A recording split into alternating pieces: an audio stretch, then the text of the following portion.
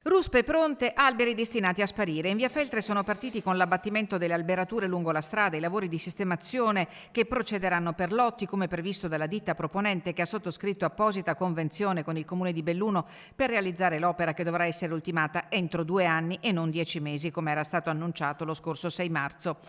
A febbraio, in sede di conferenza dei servizi, che ha avuto esito favorevole, non si sono espressi Bellunum, Consiglio di Bacino, Italgas e Distribuzione, Fibercoop e Open Fiber. È il taglio indiscriminato dei 147 tigli il nodo del contendere. Il sindaco Oscar De Pellegrin difende la scelta dell'intervento. Il Corriere delle Alpi del 13 aprile sullo stato di salute degli alberi ha dichiarato: la progettista avrà fatto le sue verifiche e accusa i contrari di fare polemiche strumentali. Ma le criticità restano perché non esiste una perizia agronomica su tutta l'alberatura di via Feltre, ma soltanto su 3 alberi e per uno solo di questi è previsto l'abbattimento. Esiste al contrario la relazione sul censimento del verde, che però è tutt'altra cosa.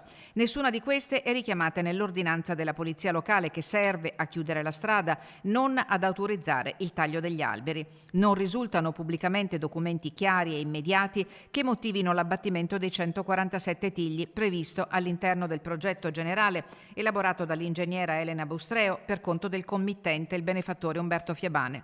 In particolare il progetto prevede di rimuovere le alberature esistenti, compresa l'estirpazione e frantumazione delle ceppaie, e ripiantumare in direzione Feltre alberi a medio-alto fusto posti ad interasse di 7-9 metri tra loro. L'essenza individuata è quella dell'acero campestre o acero montano, diametro del fusto 10-12 cm.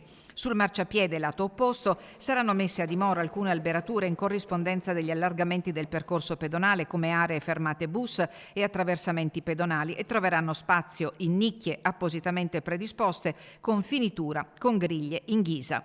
Da ultimo la proporzione dell'intervento che già a primi tigli abbattuti offre allo sguardo dei cittadini un panorama desolante e il nodo di fondo. Anche se paga un privato, l'opera resta pubblica. Una domanda resta aperta: è solo una scelta impopolare o un'operazione che andava spiegata meglio?